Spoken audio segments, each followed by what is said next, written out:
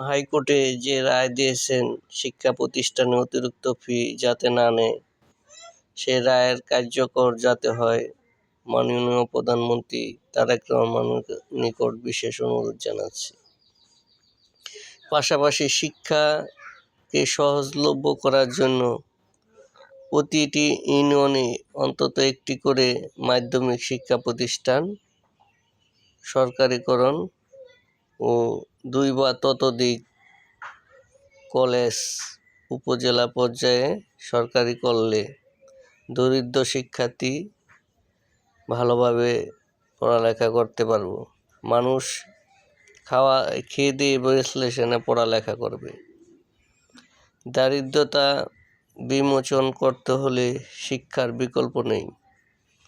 সন্ত্রাসবাদ সৃষ্টি হয় 3টা কারণে: দারিদ্রতা, শিক্ষার অভাব, রাজনৈতিক অস্থিরতা।